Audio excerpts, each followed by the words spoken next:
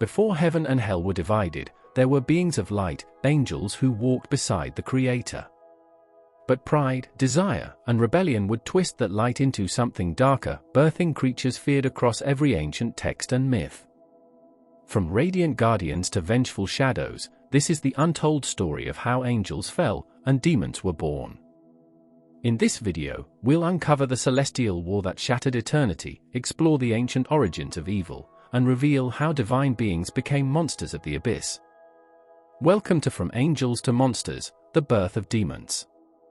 From Angels to Monsters, the Birth of Demons. Long before the fiery pits of hell and the monstrous imagery of demons took root in human imagination, there was light, pure, radiant, and divine. Angels, the celestial messengers of God, were once considered beings of flawless loyalty and beauty. Yet, somewhere along the arc of eternity, light fractured, and from that celestial rebellion, darkness was born. The transformation from angel to demon marks one of the most dramatic and symbolic stories in all of theology and mythology. It is the story of pride, disobedience, divine justice, and the eternal consequences of free will. This is the tale of how holy beings became monsters, how heaven's brightest stars fell from grace, and how humanity inherited the echoes of their curse. 1. The heavenly hierarchy, before the fall. In ancient theology, heaven was not a realm of chaos, it was an ordered kingdom with ranks, duties, and divine purpose. Angels were not all the same, they were organized into a celestial hierarchy. The most famous structure comes from the writings of Pseudo-Dionysius in the 5th century, who divided angels into 9 choirs. Seraphim, the highest order, beings of pure love and fire surrounding God's throne. Cherubim, guardians of divine mysteries and cosmic wisdom. Thrones, carriers of divine justice and balance. Dominions, supervisors of lower angels. Virtues, givers of miracles and blessings. Powers, protectors of order and warriors against chaos. Principalities, guardians of nations and leaders. Archangels, messengers and warriors, such as Michael and Gabriel.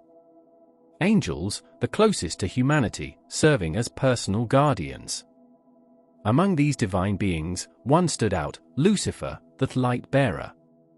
Once a high-ranking seraph, he embodied perfection and beauty beyond imagination. His radiance was said to rival the stars themselves.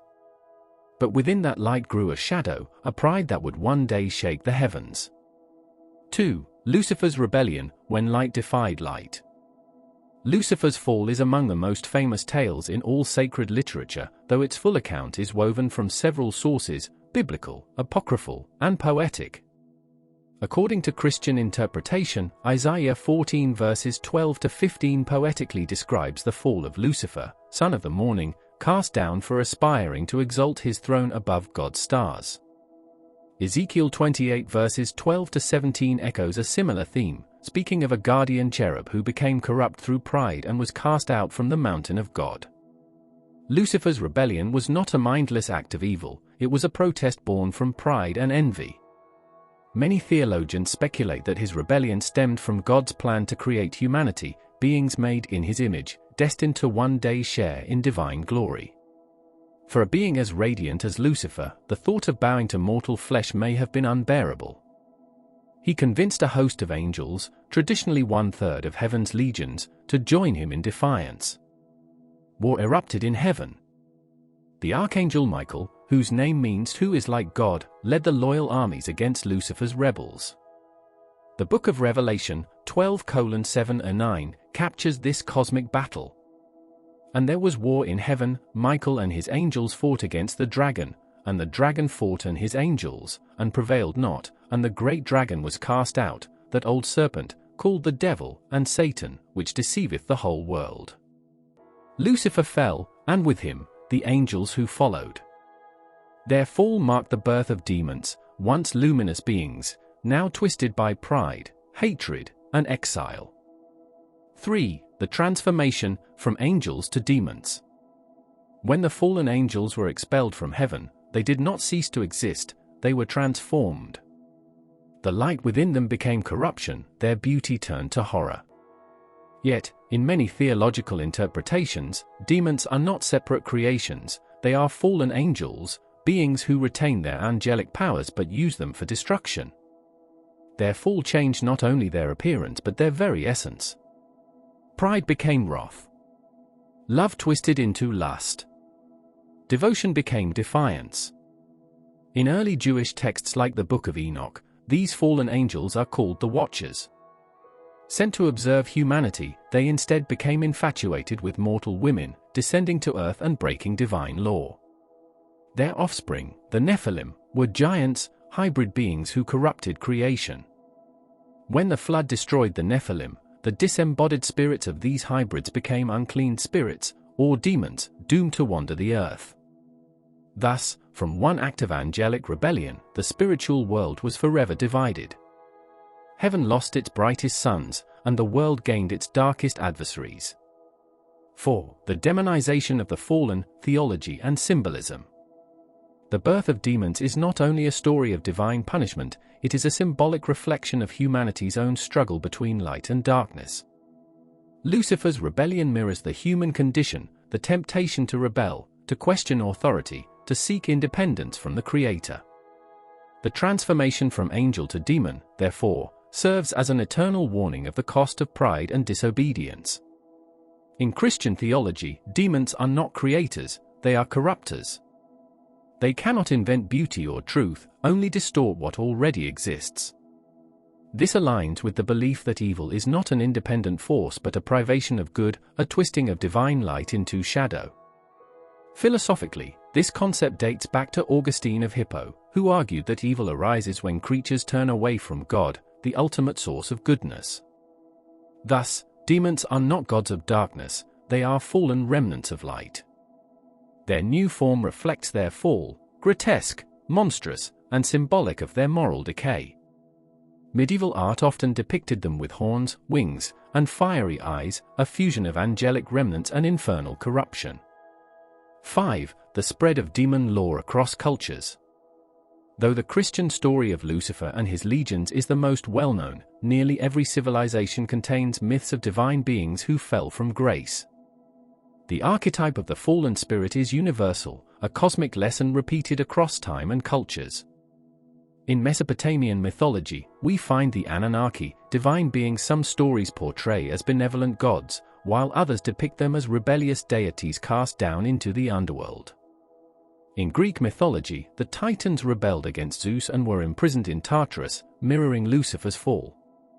In Islamic tradition, the jinn were beings of smokeless fire who existed before humanity. One of them, Iblis, refused to bow to Adam and was cast out, strikingly similar to Lucifer's rebellion.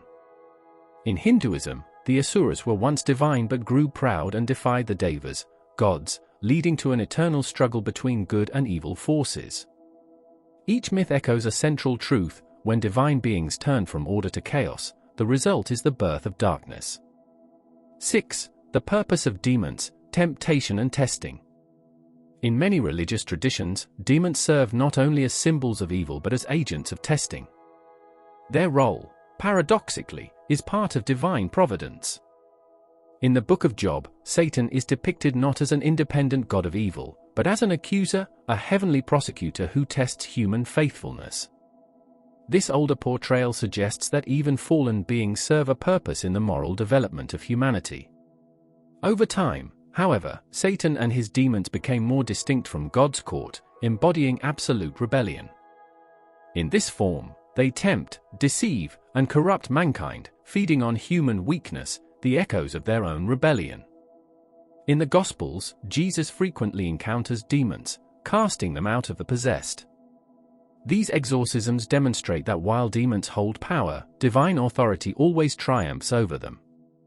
Thus, demons embody the constant tension within the cosmos, and within the human soul. They are the whisper of rebellion in every heart, the shadow cast by divine light. 7. The evolution of demon imagery, from fallen angels to hellish monsters. The transformation of demons in art and literature mirrors humanity's evolving understanding of evil. In early Christian and Jewish writings, demons were still angelic in nature, majestic yet corrupted. By the medieval period, their imagery grew grotesque, influenced by pagan deities that Christianity reinterpreted as devils. Horns from Pan, wings from angels, tails from serpents, all merged into the classical image of the demon. During the Middle Ages, theologians like Thomas Aquinas described demons as pure spirits with immense intelligence but bound by hatred. The Inferno of Dante Alighieri vividly mapped hell's hierarchy, portraying demons as enforcers of divine justice, punishers of the damned. The Renaissance humanized demons, turning them into tragic figures, fallen intellectuals or lovers of lost causes. John Milton's Paradise Lost, 1667, gave perhaps the most powerful depiction of Lucifer, portraying him as proud yet noble, defiant yet doomed. Milton's famous line captures the spirit of the fallen angel. Better to reign in hell than serve in heaven. This portrayal forever changed Western thought, casting demons not merely as monsters, but as complex beings representing defiance, freedom, and the tragic cost of pride. 8. The birth of hell, the kingdom of the fallen. When Lucifer and his followers were cast from heaven, their exile became synonymous with hell, a realm of separation from God. Yet, hell was not necessarily their creation. According to Christian theology, it was prepared for them as punishment. Depart from me, ye cursed, into everlasting fire, prepared for the devil and his angels. Matthew 25 verse 41. Hell became their prison and their kingdom, a paradox of rule and torment. The demons, unable to destroy heaven, sought instead to corrupt earth. Humanity became the new battlefield. Every sin, pride, greed, envy, wrath, lust, gluttony, and sloth was seen as a demonic influence, each tied to specific fallen angels. Medieval demonologists categorized them accordingly.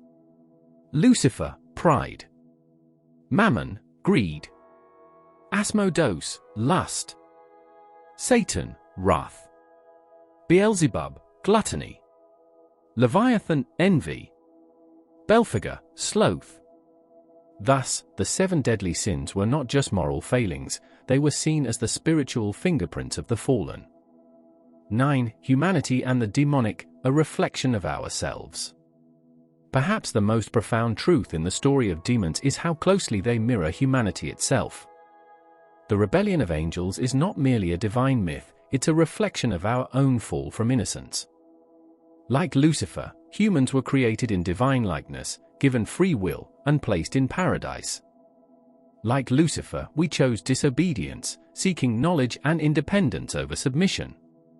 The expulsion from Eden echoes the fall from heaven, a cosmic symmetry that binds both angels and humans in the same tragic narrative.